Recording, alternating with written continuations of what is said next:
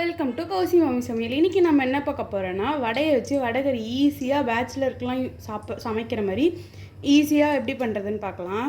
அதுக்கு தேவையான பொருள் வந்து நான் வந்து ஒரு 3 பேருக்கு வடைக்கறி பண்ண போகிறேன். ஸோ ஒரு 5 வடை வாங்கிட்டு வந்து எடுத்து வச்சுருக்கேன்.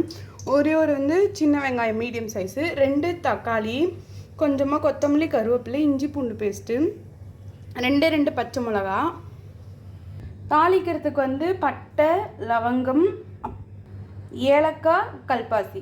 அப்புறம் ஒரு கடாயை வந்து எடுத்து எண்ணெய் ஹீட் பண்ணிக்கலாம். நான் வந்து ஒரு 4 டேபிள் ஸ்பூன் எண்ணெய் விட்டுருக்கேன். எண்ணெய் நல்லாவே சூடாகிடுது. ஸோ நம்ம தாளிப்புக்கு எடுத்து வச்சுருக்கிறத ஆட் பண்ணிக்கலாம்.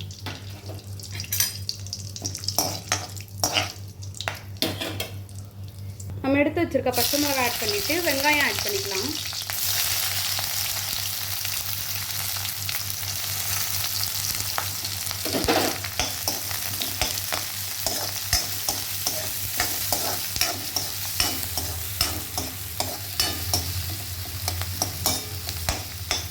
இப்போ வந்து இஞ்சி பூண்டு பேஸ்ட் ஆட் பண்ணிக்கலாம்.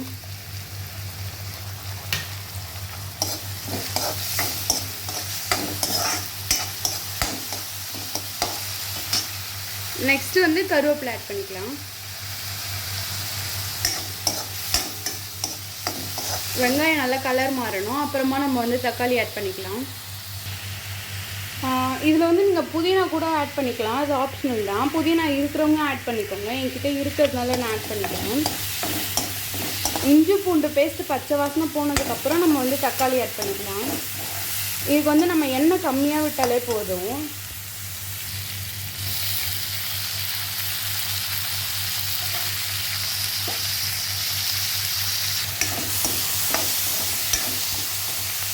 தக்காளி நல்லா வதங்கி வரணும்.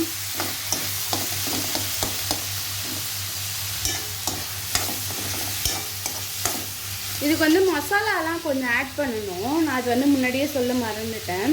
கொஞ்சமாக வந்து காஷ்மீரி மிளகாய் பொடி, 1 ஸ்பூன் தனியா பவுடர், 1 ஸ்பூன் மஞ்சள் பவுடர் ஆட் பண்ணிக்கலாம். கொஞ்சமாக காஷ்மீரி மிளகாய் பொடி, தனியா பவுடர் கொஞ்சம் மஞ்சள் பொடி நல்லா கலந்து விட்டுக்கோங்க. நம்ம ஊற்றின எண்ணெய்லாம் சைடில் கொஞ்சம் வெளியே வர பாருங்கள். உப்பு வந்து நம்ம வெங்காயம் தக்காளிக்கு மட்டும் ஆட் பண்ணாலே போதும். ஏன்னா வடையில் ஆல்ரெடி கடையில் உப்பு போட்டிருப்போம். உப்பு கம்மியாகவே சேர்த்துக்கோங்க.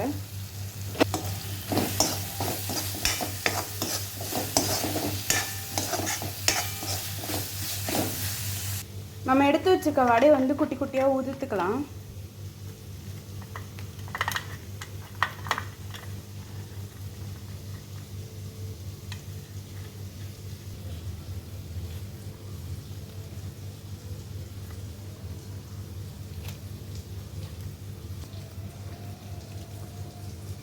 தக்காளி வெங்காயம் நல்லாவே வதங்கிட்டு நம்ம தண்ணி லைட்டாக ஆட் பண்ணிக்கலாம்.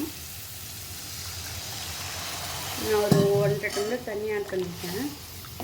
தண்ணி நல்லா கொதிச்சது நம்ம வடையை ஆட் பண்ணிக்கலாம். நம்ம ஊற்றி வச்சுருக்க வடையை இதில் ஆட் பண்ணிக்கலாம்.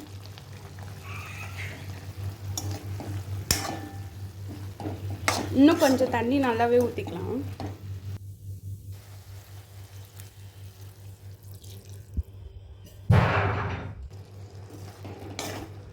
நல்லா கலந்து விட்டுக்கலாம்.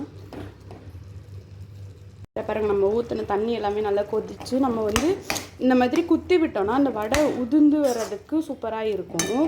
இந்த கன்சிஸ்டன்சி இருந்தாலே போகிறோம். இப்போ வந்து கொத்தமல்லி ஆட் பண்ணிக்கலாம். இன்னும் ஒரு கொதி நல்லாவே வரட்டும். ஸோ நம்ம எடுத்து குட்டி குட்டியாக சாப் பண்ணி வச்சுட்டு கொத்தமல்லி ஆட் பண்ணிக்கலாம். அவ்வளோதான், ஈஸியாக பேச்சுலர் ஸ்டைல் வடைகறி ரெடி. இது நீங்கள் தோசை, பூரி, ஆப்பம் எல்லாத்துக்குமே வச்சு சாப்பிடலாம். நல்லா இந்த கன்சிஸ்டன்சி வந்தாச்சு. அடுப்பு ஆஃப் பண்ணிக்கலாம்.